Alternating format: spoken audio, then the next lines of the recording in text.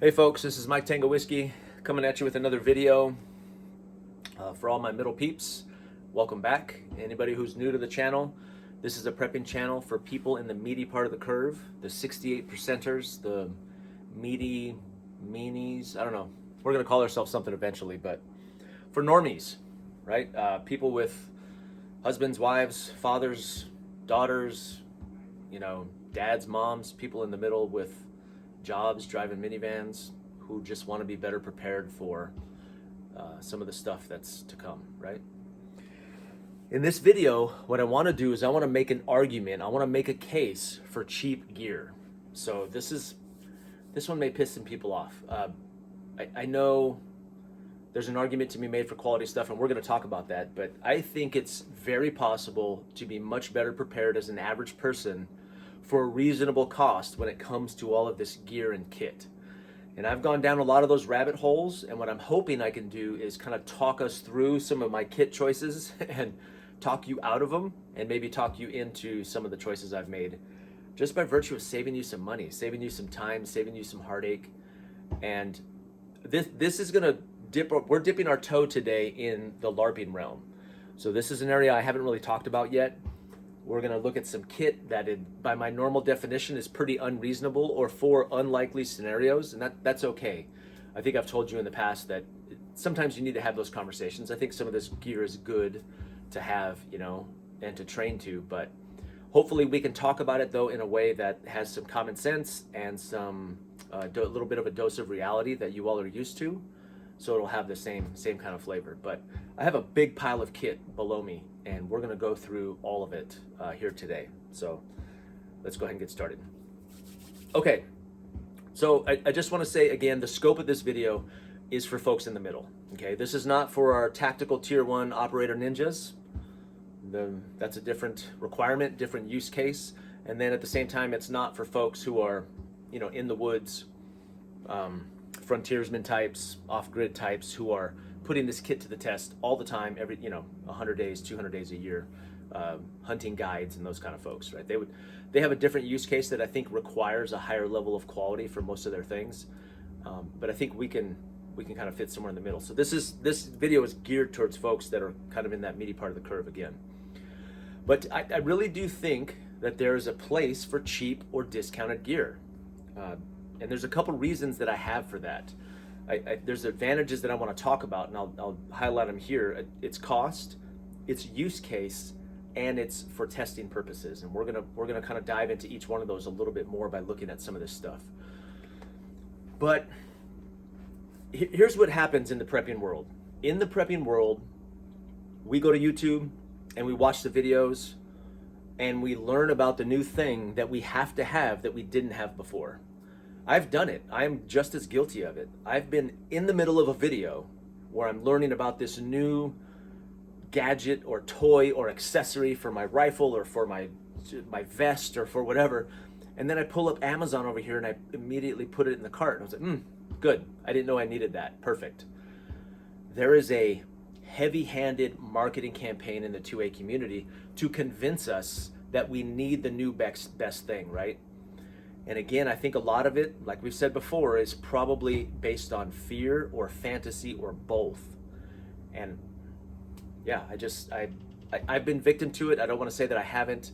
A lot of the things, I've got all the things that I've been told I should have, right? You go to YouTube and there's videos that explicitly state this. They're like, here are the things you need. Here's the kit that you need first, and here's the order in which you need them. And a lot of those, I'll just give you an example. One of them, I'm not going to name names, but starts out with a battle belt. So they say, the first thing you need is a battle belt. And then you go, okay, I didn't know I needed that. I didn't know I was going into battle. And they're like, no. Your battle belt is for training at the range. Okay, got it, check. Now, I have a range bag already. I have a $10 range bag full of all my stuff for the range, hearing protection, eye protection, extra magazines, targets and stuff like that. Would this work? It will not. They're like, nope, wrong answer. Range bags are not cool, and that won't suit your needs anymore at the range. What you need is a battle belt. Okay, and on this battle belt, you need certain things, and they'll tell you. You obviously need medical, you need magazines for both weapon systems, you need your primary weapon system, which would be your rifle. So you need some magazine holders for that, some magazine pouches, and then you need your pistol pouches, and then you need a Sharpie with a Sharpie case, and then you get all that stuff and you get your battle belt perfect. And then they go, what do I need next? Well, now you need a chest rig. You need a chest rig to hold, 6 magazines, a full combat load. You need water, you need some sustainment, making holes and plugging holes, and you need tons of videos out there. That's the next thing you need. You need to get that all fully squared away with all the expensive stuff. And then you need, obviously, a plate carrier for when you are doing CQB in the jungle, right? You're with your nods and I've been down those rabbit holes, and I don't believe it anymore. I'll use another example. I know GBRS Group. They have a lot of experience, a lot of expertise, and I'm not an expert, but they're the tier 1 kind of tactical ninja operator guys. And that elevated mount, I forget what it's called, but they have this elevated mount, and there was some controversy when it was developed by one of their guys and they split up or whatever. It's like a $500 piece of gear, right? That goes on your weapon to get your optic mounted up higher. That way, when you are doing CQB with your gas mask on or with your nods on, you have easier and faster target acquisition during CQB with your gas mask or with your nods. Got it. I'm never going to do that. I'm never going to do that. I'm never putting a gas mask on and clearing my house with an AR and a riser optic or whatever. So I wanted to comment on that because there's such a strong marketing campaign to convince us that the gear we have is not sufficient. It leaves you in danger. You and your family's lives are in danger if you're using a Condor pouch. I don't believe it anymore. Okay, I just don't. So take that with a grain of salt. I know there's a lot of great companies making a lot of great things, and I think those quality items have great use cases. But I think there's lots of areas where we can buy cheaper. We can spend less money, and there's good reasons to do that too. So let's jump right into it. Let's start with some exceptions. There are some exceptions, I think, to the quality. I remember seeing someone draw a quality and it said good, fast, and cheap, right? It's a triangle. Good. It's like a manufacturing triangle or a retail triangle. So you can have good and fast, but it's not cheap. You can have fast and cheap, but it's not good, right? You can have 2 of the 3, but you cannot have all 3. And that I think that's true. I've seen that kind of bear out in the market. But there are exceptions, I think, to good quality. So I'm talking about lower quality gear that's cheaper. There are exceptions to that. And there's areas where I am not an expert, like plates. I've heard consistently people say you should not skimp on plates. Okay. Life-saving equipment, right? It's going to stop a bullet. You want to make sure that thing's going to stop a bullet. I've heard the same argument for things like tourniquets, right? That the cheap ones, like the $10 tourniquets on Amazon, are not the same thing as the CAT certified, quality inspected tourniquets, where it's like life-saving equipment. I think that's probably true, right? I don't want to say otherwise here, especially, but I think there are areas where you should buy quality gear. And I think in a lot of places where it's bags or boots or whatever, you end up in that place, but only after going through the cheap stuff. And I think that's a valuable process. I've heard in the industry too, people say, buy once, cry once. But there's a flip side of that coin. So if you go and you pay, $400 for the latest quality plate carrier and no plates, and then you kit it all out, you put the plates in it, you start using it, and you realize it doesn't fit you well. Well, now you have to cry twice, right? That's not cry. You guessed with that piece of equipment and you didn't get a chance to test it out, and you paid $400 to do that. So I think that would be a use case for it, and we'll dig a little bit more into that. But I'll give you some examples of gear that I did not skimp on. A hunting pack. So I planned all year last year to go on an elk hunting trip with a buddy of mine, and it ended up not happening. But I didn't have a bag. All my bags are not designed for carrying meat. So that's a very specific application where you need a load-bearing backpack that's able to do both. So I went and I spent, this is kind of a newer brand too, AKEC. Really nice bag, Alpha 3200. It's a smaller bag. It's like a 2, maybe 3-day bag. But I kitted this whole thing out. I paid like over $500 for this bag. But the bag separates from the frame, and it's all modular. You can do all kinds of cool things with it, where it can carry loads of meat out of the woods. it's a very specific application where I didn't have the time to search for one like secondhand, really. I could have got some. There's some mystery ranch ones out there, but I splurged on that. So there are times where I do pay retail, where I'm a sucker, and I pay retail. And also I needed something for that very specific application. Another example where I spend money full like retail price, but I do look for sales. And some of this stuff is hard to find secondhand too. Like you're not gonna find a pack that nice, like a mystery ranch hunting pack at a thrift store. I've never seen one. So I know that the likelihood of looking for a secondhand good one would take longer. So you either have time or you have money. In that case, I had more money than I had time. So I bought a brand new pack that can serve that purpose. And oh, by the way, I didn't go hunting. So I haven't even used it. Yeah. And then you've also heard me talk about GoRuck. So I love the brand GoRuck, but I want to bring this up because this is a really good use case here. This is my original rucker. Those of you that don't know, there's a 30-pound plane. That's why I'm out of breath picking this thing up.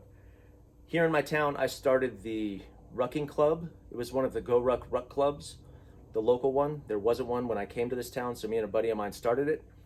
And we've rucked all over town with these backpacks. And I love this company. This is my original rucker here. I love GoRuck. I love the bags. I love the story. I love the quality of the equipment. I made modifications to this one. Now you can send them to the company and get mods made, but I put like holes in the bottom, patches on the side to put all my club patches and all that stuff. But this thing has lasted, and I've beat the crap out of this. Like it's bomb-proof. That's what they say is their gear is bomb-proof, and it pretty much is. So this is a really good example though. GoRuck bags are top quality. They're anywhere from $350 to $500. Some of the exotic materials can go higher, $550, $600 for some of them. And that's great. And it hurts to pay that much, but I'm always happy when I do.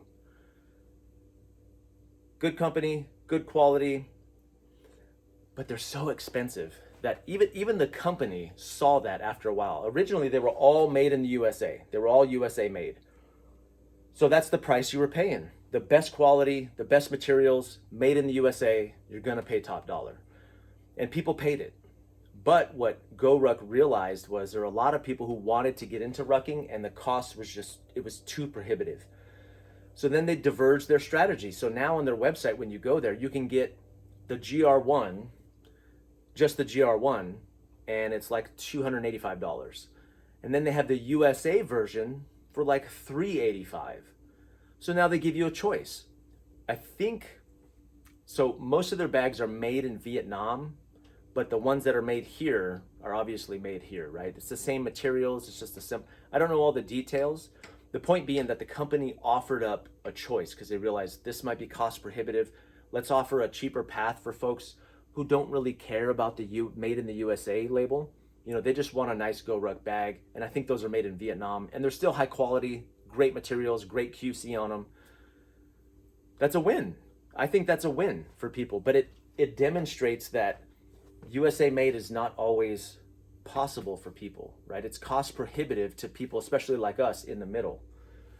But there are times and reasons where I may pay top dollar for an item, even though I've been tempted to sell this. That's why you guys see me using this as my get home bag, because I have to find a use for it because I paid $400 for it. I've been tempted to sell it though, like on eBay I could probably get $250 or $300 for it today and get 2 or 3 other bags. But I probably am a victim of marketing here. So GoRuck, I started a club here for GoRuck, a GoRuck rucking club, and it was like part of this culture, and we had this club and it was friends and all this stuff. They do events, so they came to this town, and I've done several GoRuck events with them. I like the idea of that product and that company. Now it also happens to be a great product, but I'm a victim of that marketing, right? I like wearing this around and hoping someone will say, "Hey, is that a GR1?" Like, well, yes, it is. I've seen a guy walk in with a GR1, and I almost pulled over. I felt like we should be friends because of this connection. That's marketing, right? It's just a bag. It's a good bag, but it's just a bag. And do I need that to ride home for 2 hours? Probably not. But I digress. So I think there are exceptions for life-saving equipment, and you should make exceptions where you need very specific gear or high-quality items. I tend to think footwear. I usually will spend money on footwear, but I can usually find that secondhand. But I paid good money for good pairs of boots because they last a long time and you can get them resold. Yeah. And the same argument can be made for weaponry too. I know there's a big argument out there. We're not going to get into that, like PSA rifles versus, I don't know, Daniel Defense or whatever. So remember my 3 things. The reason I think there's room to use and buy cheap gear is cost, the use case, and then as a test to see if you want to buy the better stuff. Okay, so we're going to go through a pile of gear here and talk about those 3 items. So let's talk about pouches. First of all, so these are Amazon pouches. These are the little pouches you'd see on Amazon. There is a difference in quality. I will say that. Like, let's say this is a Wahletec, which is like $20, and I want to say Condor probably has a pouch, like a chest pack, very close to this. I use this as a chest pack when I go hunting, like all my survival kit, like my essentials and possibles are in here. I would bet that Condor has one for more money, or 511 probably has a similar bag for more money. Now, should I pay more money? Depends on the use, right? I wear this on my chest while I'm hunting, mostly just walking through the woods, about twice a year, sometimes not even that. So my use case is not that extensive, right? So do I need the best quality gear there? I don't think I do. And in addition to that, let's say I did need the best let's say I was hunting all the time. I spent 200 days a year out in the woods. Maybe and I get in dangerous positions, like I'm in the mountains all the time, not just like, gravel roads. Maybe I do need a better chest pack, like a Hill People gear. Well, it makes sense to me to pay $20 to test this out, right? To test this for 3 or 4 trips to figure out if I like it and if it works for me. And if it does, then go pay the $100 for the Hill People gear chest rig, right? I have bought expensive gear, tried it, and realized immediately that it didn't work for what I thought it would, or that I didn't like it. Then I had regret. That's my point, is that paying a lower cost, depending on the use case, and then testing it out to see if you like it. That is a really good place for cheaper gear, especially when it comes to these little pouches. Like you're building your kit out and you're like, I need a pouch here, I need a pouch here. These are not as good as quality, right? You can tell the vinyl is cheaper, the zippers are cheaper. And that's okay for right now, especially if it's not getting a lot of heavy usage. Buy that thing for $10 or $12, right? Buy it, use it, see if it works for you. And if it does, then go find a better version from Condor or 511 or even more expensive brands, right? This pouch, you can tell it. This pouch, I can just tell immediately when I pick it up and feel it. It's a better quality than like this one. This is like really cheap overseas eBay style. Like, as soon as you open the package, you can tell a difference between this vinyl and then this vinyl. Okay, so there are differences, but I think that sweet spot is right around that for pouches, especially like that $20 mark. The $10 ones tend to be these really, really cheap ones. But you can figure out that you don't need them or that they won't work and then upgrade to the slightly better ones. This is like a Maxpedition pouch. You've seen my lockpick kit. This works perfect because all it's doing is holding stuff in a bag. So the quality of this doesn't need to be off the charts $50 pouch from T-Rex Arms or whoever, right? This serves its purpose really well. Another point that I wanted to make is surplus. And I know surplus isn't cool anymore. I know all the gear from the 90s, although that's coming back. This is a great example of this is a canteen pouch, military surplus, and you can get these from surplus stores. Venture Surplus online is a really great source for a lot of these things. And luckily they're becoming cool again, so you can put them on your kit and not get teased when you're at the range. But these are very versatile, and you don't have to put a canteen in these. You can put all kinds of things. They'll fit on Nalgene. They'll fit, it's like a lot of guys use this as a GP pouch. It's got little pockets on the side. Some of this surplus stuff you can find for really cheap. I get most of mine off of eBay because I like matching sets. I have to have 2. Like my kits have to have the same pouch on both sides for the most part. But this is a really great way to get cheap stuff as well, is by buying surplus. So Yeah, where the same type of pouch from one of these bigger companies or Spirit Systems would probably cost two to three times the amount. So these are cool. It's a good way to go. Okay, a couple good examples here. This is a great example. So this is made by Kydex, I think. This is designed, so I have a knockoff Mayflower chest rig that I'll show you in a second. And I saw a YouTube video that said you need a little backpack, a small sustainment pouch. That way when I'm assaulting facilities in the woods, I can have water and some essentials in here with the backpack that's attached to my chest rig, right? I was like, no, that's a great idea. It's lightweight, it's mobile. I'm never gonna do that thing. I'm never gonna lead an assault on a facility in the woods anywhere ever. So that was a foolish idea, number one. And number two, this is still brand new. As soon as I hooked it up to my chest rig and got it all set up, I realized I can't reach anything in it.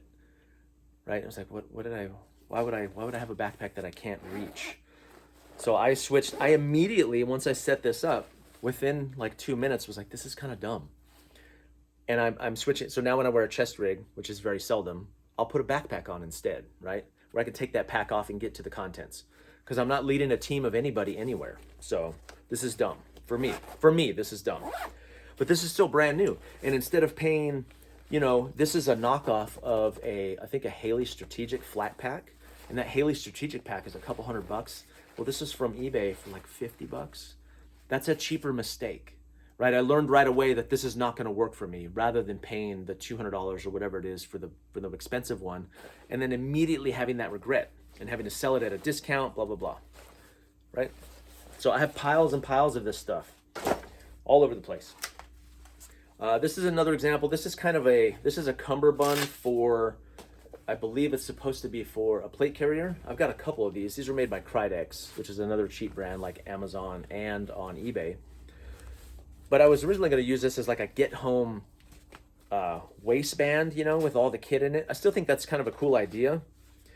Now, it is true, because I have a T-Rex arm chest rig here too.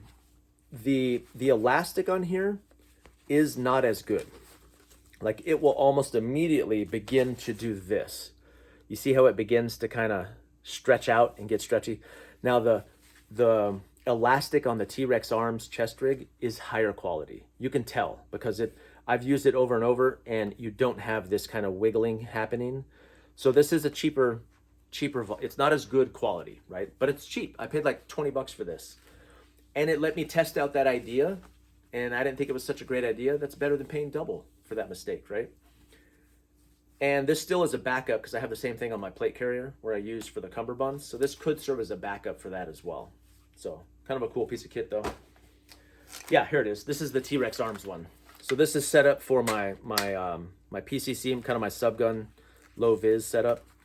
But this stretchy material here, this elastic, is much thicker. It's much better, and it holds its shape much better over time. So it is a higher quality.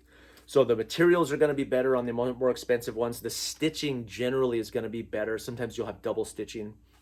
And even the Velcro, I've noticed a difference with the quality of the Velcro would be a little bit different too.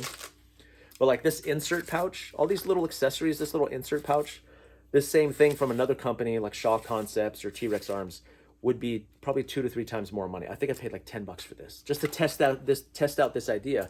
Could I use the Ready Rig for a subgun setup? And it works pretty well, this is kind of cool. Maybe I'll show you guys that kit someday. But I paid full price for that T-Rex Arms one, and now they sell an Amazon version for like $50.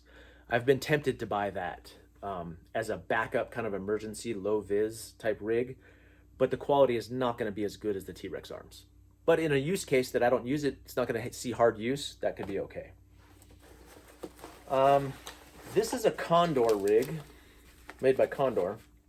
Now, I'm gonna shill for Condor. I know it's not cool. I know it's not Spirit Systems and all the cool kit that's out there now. Condor was being issued to us when we were in the desert back in the 2000s.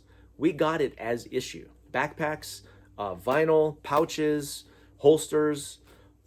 The military, the US government, issued it to us as part of our kits for the base. how bad could it be?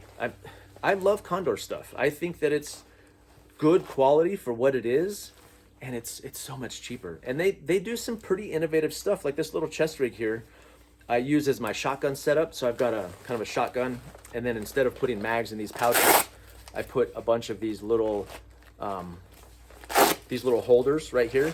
And then on the shotgun, I've got Velcro mounts. So you can just take these out kind of like magazines and slap them on there. But this is a shotgun specific setup. Uh-oh. I think my,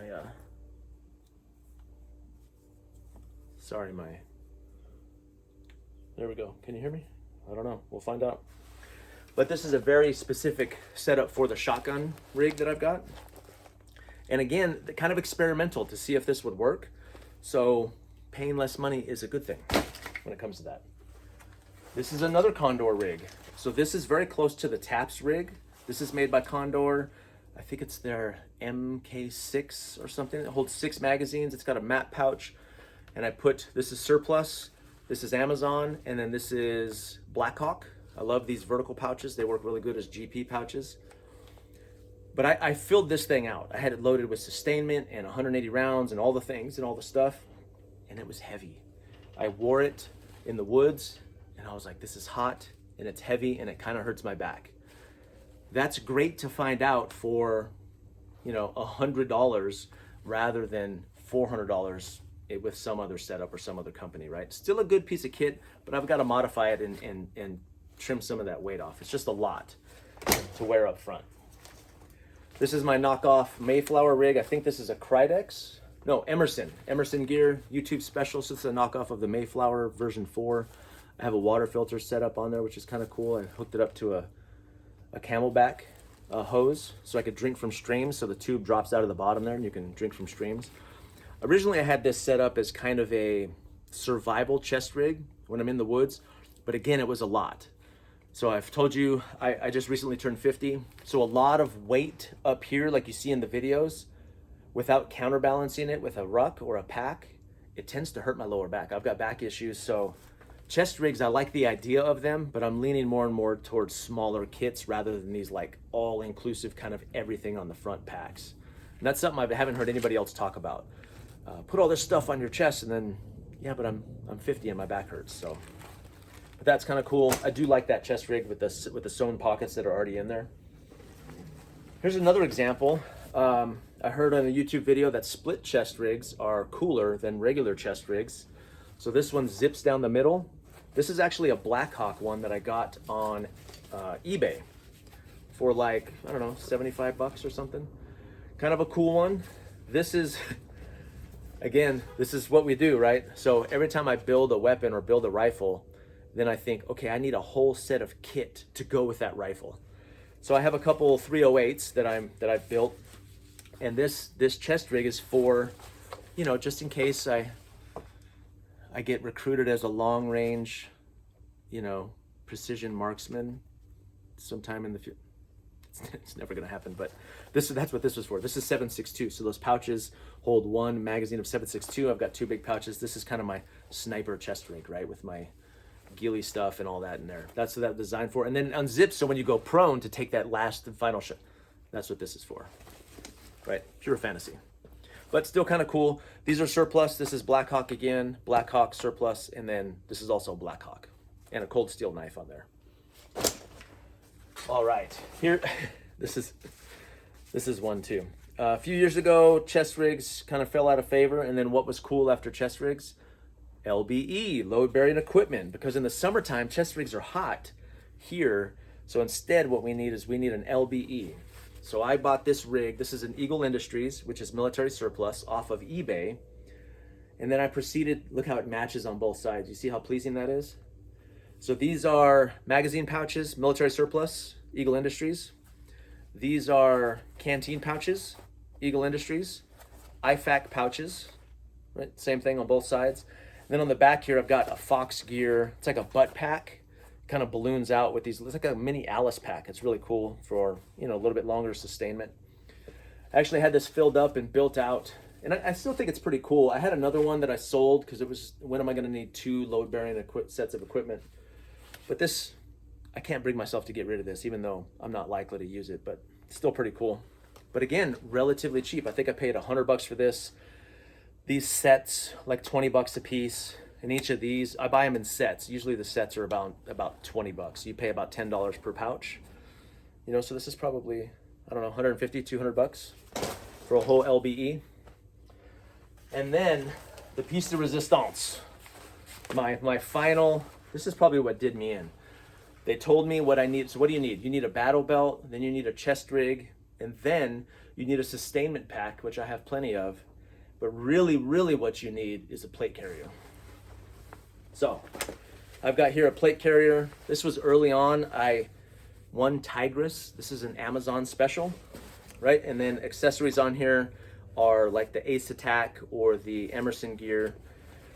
So I built out this plate carrier. Bought some plates for it, little dangle pouch there with some medical. It's got all the things. It does all the stuff, right? Pretty cool. It's got comms on there with my Baofeng and my is it Catalina? I forget the cattail antenna, all that stuff. So I've got it. I'm ready. I'm ready for when I've got flexi cuffs on there, you know, when I have to detain. So this thing sits in a bag along with some boots. Now that's where I kind of stopped when I built that plate carrier. I thought to myself, you're never gonna put that on, man, because the next step is the helmet, right? And once you get a helmet, then you have to get nods. And I'm glad I don't have a lot of money, because I probably would have nods. I probably would have convinced myself that I need night vision. And what scares me about technology like night vision and thermal, it's great, it's a superpower, and all the things they say, but 5 years from now, that unit is gonna be obsolete, and you're gonna have to buy another one. I know guys who have maxed out credit cards. They have like a wife and a child, and they've maxed out credit cards to get night vision equipment and the helmets with the comms and the Peltors and no team to talk to with their comms. It's again, we're victims of a lot of that marketing, right? This plate carrier, I think all of the pieces, including the plates, they're like LA police gear plates. I got the better ones that they offer, but still that's considered discount or cheap compared to a lot of stuff. This whole plate carrier, I want to say, cost me maybe around 500 bucks that I got into one. More realistic for us in our scenario, maybe like a low vis level 3, like some sort of undershirt thing that could sit under your shirt, you know, without all the kit on it. Like the idea that I'm going to walk around with that on anywhere and a rifle is again, that's on the far end of that bell curve, right? And just not very likely. What also goes in my war kit, that same bag. Again, we're in LARPing realm. I remember I told you guys that. I warned you up front. But these Lowas, I got these at a thrift store for 20 bucks. These are like $300 boots. So these are really nice, but these are only for when I am actually recruited into a band of warriors, and it's for that scenario, right? Those are my true SHTF boots. But I did get them used. You can still get them cheap. Okay, I think that's the whole pile of kit here. What I'm hoping that you took away from this is, don't feel bad about getting cheap gear. Get cheap gear for a couple reasons. Number one, because it's cheap. You and I probably don't have the money. I just don't have the money to go buy Spiritus Systems, everything. Every little pouch and every, you know, so the one time I go to the range, someone there might recognize that pouch and be like, oh, is that a Spud pouch? Oh, the Spiritus, yeah, that. You know, I'm just not in a scenario right now where I'm training regularly with a big group of people that will recognize that gear. So I don't have a great use case for it. That's the second thing, is make sure you spend according to your use case. If it's a bag that just sits in your truck for when you get stranded, not like a go bag, but like a like a tool bag or something, you know, that just, you might use it once every 6 months. How quality does that item have to be? Probably not as much as if you used it every day. Right? And that's common sense. The things you use more often should be better quality. The things that get less use don't have to be the same level of quality. And then the last biggest reason, I think, is for testing. Buy the cheap stuff so you can see what you like. I don't hear anybody talking about this. Get the garbage, buy it off of Amazon, buy it off of eBay, test it out and see if you like it. Because if you don't, that's a cheaper mistake. I know the buy once, cry once, that may be marketing from a company. I don't know where that came from. I understand what it means. And sometimes I buy cheap stuff and I end up buying the expensive thing anyway down the road. But the truth is, I don't know what I like until I've carried and messed with this cheap stuff. And sometimes it's not what I thought. It doesn't work like I thought it would. It doesn't suit my needs like I thought it would. Or maybe I buy all this kit to fit a certain weapon and then I sell the weapon. Then I got to sell the kit too, right? So anyway, that's enough ranting.